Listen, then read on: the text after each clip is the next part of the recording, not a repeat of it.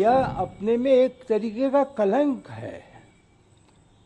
एक तरीके से राम मंदिर में यह घटना घट गई, इसका हम सभी को एक खेद ही नहीं, एक तरीके से हम सभी उससे छोटापन महसूस कर रहे हैं। यह व्यवस्था का एक प्रश्न है, व्यवस्था में सुधार होगा, मुझे पूरा विश्वास है, और इस प्रकार की घटनाएं दोहराई नहीं जाएंगी। मैंने कल समीक्षा की। निर्माण कार्य में मुख्य रूप से 2 कार्य अभी पूरे किए जाने हैं। एक जो कि पुराना मंदिर था जिसका स्मारक है, उसे हम लोग पूरा करेंगे। उसमें केवल जो ज्वाला 24 घंटे होनी चाहिए उसकी व्यवस्था बाकी है, बाकी सब निर्माण हो चुका है।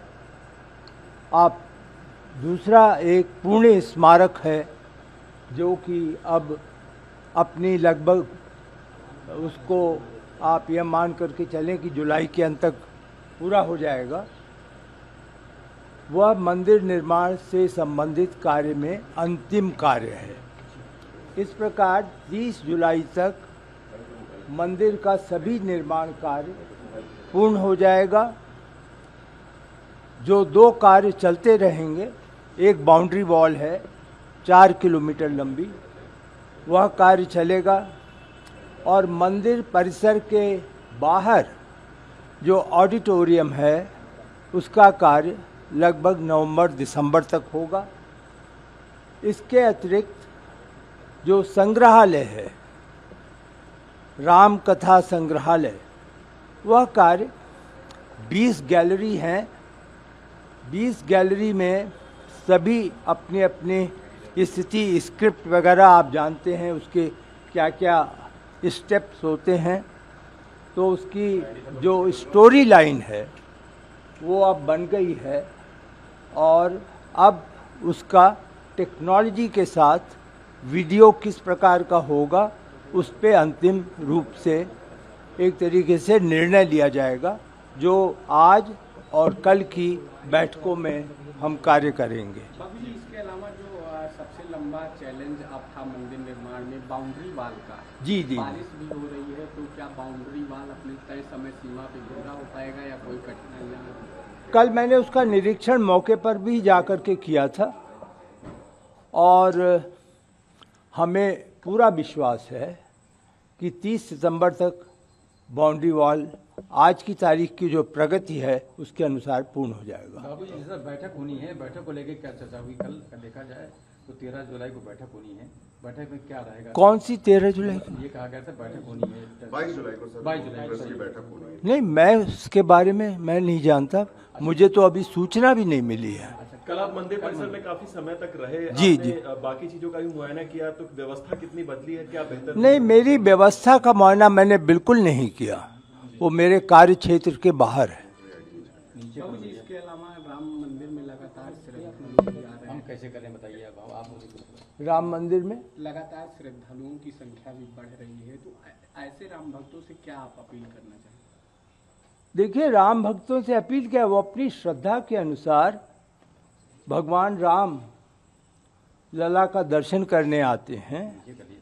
आपको मालूम है कि यह स्थान रामलला का दर्शन अपने में विश्व में अनोखा है। सभी मंदिरों की तुलना की जाए, सभी मंदिर हमारे अर्चना श्रद्धा के पात्र हैं, लेकिन ये जो रामलला का मंदिर है, जो एक लंबे अरसे तक एक आप माने आंदोलन चला, उसके बाद भगवान राम अपने पुराने स्थान पर आए हैं, तो ये अपने में बहुत बड़ा मंदिर है। श्रद्धालुओं की संख्या भी इसमें कभी कम नहीं होगी। आप विश्वास माने, हर सनातन धर्म का व्यक्ति इस स्थान में एक बार अवश्य आना चाहेगा। चढ़ावा चोरी की सर जो बातें जब निकल करके आई है राम मंदिर से, आप उसको आप किस नजरिए से सर देखते नहीं, मैं उसको पूरी तरीके से चढ़ावा चोरी अपने में, आप जानते हैं हमारे कोषाध्यक्ष महोदय जो स्वामी गोविंद देव गिरी जी हैं, उन्होंने भी आप सभी से वार्ता की और बताया कि यह अपने में एक तरीके का कलंक है। एक तरीके से राम मंदिर में यह घटना घट गई, इसका हम सभी को एक खेद ही नहीं, एक तरीके से हम सभी उससे छोटापन महसूस कर रहे हैं। तो यह व्यवस्था का एक प्रश्न है, व्यवस्था में सुधार होगा, मुझे पूरा विश्वास है, और इस प्रकार की घटनाएं दोहराई नहीं जाएंगी। जिन 8 लोगों की सर गिरफ्तारी हुई है, आपको लगता है कि इन्वेस्टिगेशन का दायरा इसके बारे में मैं कोई भी किसी प्रकार की टिप्पणी नहीं करूंगा। ट्रस्टी भी मौजूद रहेंगे? नहीं, ये तो निर्माण समिति की बैठक है।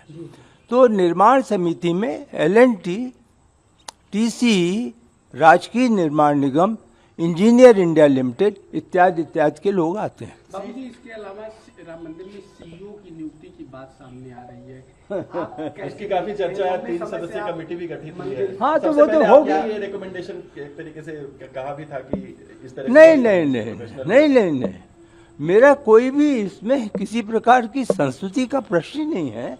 ये तो एक उच्चतम स्तर की समिति बनाई गई है, उसमें आपको मालूम है न्यायाधीश उसके अध्यक्ष हैं संभवतः, वह अपना निर्णय संस्तुति सीधे ट्रस्ट को देगी और ट्रस्ट विचार करेगा।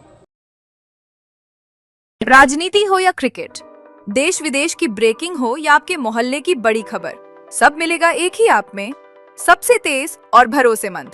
अभी डाउनलोड करें दैनिक भास्कर डिजिटल।